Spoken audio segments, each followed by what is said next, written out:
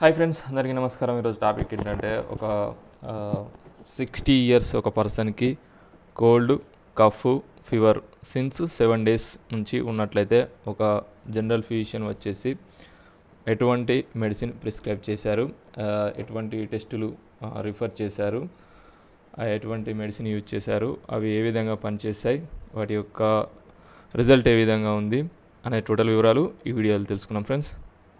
Okay friends, this information only for educational purpose, అంటే medicine పైన ఒక అవగాహన కొరకు చెప్పడం జరిగింది. డైరెక్ట్గా మాత్రం యూజ్ చేయకండి ఫ్రెండ్స్, డాక్టర్ సలహా మేరకు యూజ్ చేయగలరు. ఓకే ఫ్రెండ్స్, టాపిక్లోకి వెళ్తే ఒక 60 years ఒక పర్సన్కి 7 days నుంచి కోల్డ్, కఫ్, ఫీవర్ ఉన్నట్లయితే తనకు blood pressure, BP tablets టెల్మికాండ్ LN use చేస్తున్నాడు ప్రీవియస్గా.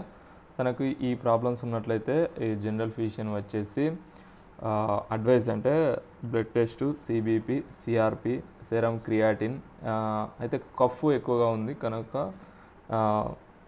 ఎక్స్రే అనేది అంటే చెస్ట్ ఎక్స్రే అనేది ప్రిఫర్ చేయడం జరిగింది. వీటి యొక్క రిజల్ట్ ఏముందో ఇప్పుడు తెలుసుకుందాం.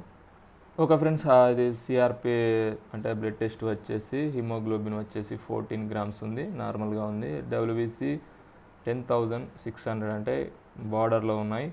ఓకే, ప్లేట్లెట్స్ 2,16,000 నార్మల్గానే. ఓకే, బ్లడ్ రిపోర్ట్ వచ్చేసి ఎక్కువగా ప్రాబ్లం ఏం లేదు. నెక్స్ట్ వచ్చేసి సెరమ్ క్రియాటిన్ వచ్చేసి నార్మల్గా ఉంది, 1.07. ఇక్కడ వచ్చేసి సి రియాక్టివ్ ప్రోటీన్ అంటే ఇన్ఫ్లమేషన్ అనేది 57 ఉంది. అంటే నార్మల్గా 0 to 6 ఉండాలి, 57.9 ఉంది. అంటే సిఆర్పి రేటింగ్ అనేది చాలా ఎక్కువగా ఉంది. ఓకే, నెక్స్ట్ వచ్చేసి ఎక్స్రే, చెస్ట్ ఎక్స్రే ప్రిఫర్ చేశారన్నాం కదా. చెస్ట్ ఎక్స్రే వచ్చేసి ఇక్కడ బ్రాంచియోవస్కులర్ మార్కింగ్స్ అంటే హైసోఫాగస్ అంటే గొంతు లోపల బ్రాంచియోవస్కులర్ అంటే మ్యూకస్ అనేది అంటే నంజు అనేది గొంతులో ఉంది అని ఇక్కడ మార్కింగ్ ఇవ్వడం జరిగింది. Next lungs fields are clear అన్నీ నార్మల్గా ఉన్నాయి. ఇంప్రెషన్ వచ్చేసి నార్మల్. చెస్ట్ రేడియోగ్రఫీలో అన్ని నార్మల్గా ఉంది. కాకపోతే బ్రాంచియోవస్కులర్ మేకింగ్ అంటే గొంతులో మాత్రం మ్యూకస్ అనేది తెమ్మడ అనేది ఉండడం ద్వారా ప్రాబ్లమేటిక్గా కఫ్ వస్తుంది. ఓకే ఫ్రెండ్స్, ఇటువంటి ప్రాబ్లం ఉన్నట్లయితే ఈ డాక్టర్ గారు వచ్చేసి first of all advise admit కమ్మని రిఫర్ చేశారు. పేషెంట్ ఓకే 2 daysలో వస్తానని మెడిసిన్ అనేది తీసుకోవడం జరిగింది.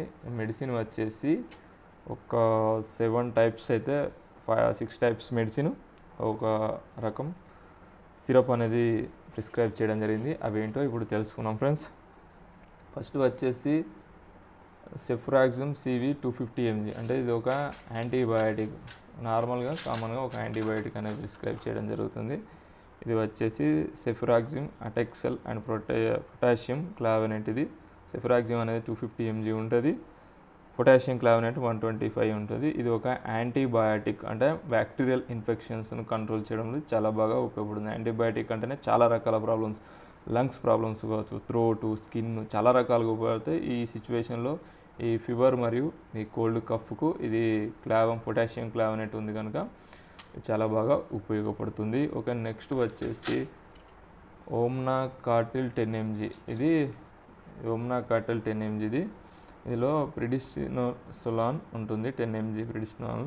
ఇదేంటంటే ఒక స్టెరాయిడ్ టైప్. ఇది ఒక స్టెరాయిడ్ అంటే తెలుసుగా మీకు, ఇది ఒక స్టెరాయిడ్. ఇది ఏంటంటే నార్మల్గా స్టెరాయిడ్స్ వల్ల నార్మల్గా హైలో ఉన్నప్పుడు స్టెరాయిడ్స్ అనేది ప్రిస్క్రైబ్ చేస్తారు, కార్టికోస్టెరాయిడ్ లేకపోతే స్టెరాయిడ్.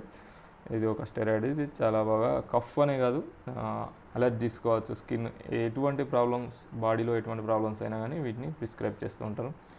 నెక్స్ట్ వచ్చేసి ప్యాంటప్రోజోల్ 40 mg. ఇది ఏంటంటే ఒక యాంటాసిడ్. ఇది అంటే ఏంటంటే ఈ ట్యాబ్లెట్స్ వాడడం వల్ల కావచ్చు, అదర్ ప్రాబ్లమ్స్ వల్ల కావచ్చు, డైజెషన్ సిస్టమ్ బాగుండడం కొరకు ఈ ప్యాంటప్రోజోల్ అనేది ప్రిస్క్రైబ్ చేయడం జరుగుతుంది. నెక్స్ట్ వచ్చేసి మోంటెలికాస్ట్. ఇది నార్మల్గా చాలామందికి ప్రిఫర్ చేస్తుంటారు. మోంటెలికాస్ట్ అంటే మోంటెలిస్కా విత్ లివోసిట్రజన్ ఉంటుంది.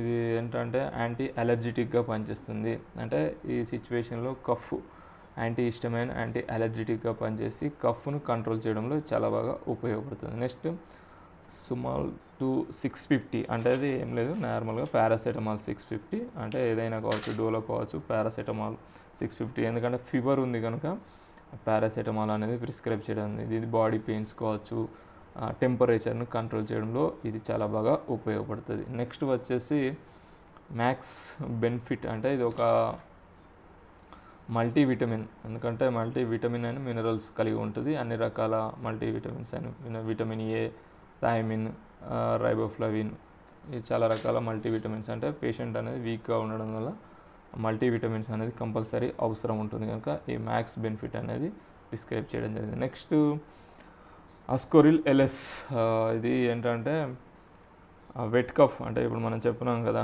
బ్రాంచిఐటిస్ ప్రాబ్లం అని, ఈ బ్రాంచిఐటిస్ని కంట్రోల్ చేయడం. ఇక్కడ ఉంది చూడండి, బ్రాంచియోవస్కులర్, ఈ ప్రాబ్లంకు ఆస్కోరిల్ ఎల్ఎస్ అనేది 100% చాలా బాగా ఉపయోగపడుతుంది. అందుకొరకే ఈ ఆస్కోరిల్ ఎల్ఎస్ ప్రిస్క్రైబ్ చేయడం జరిగింది.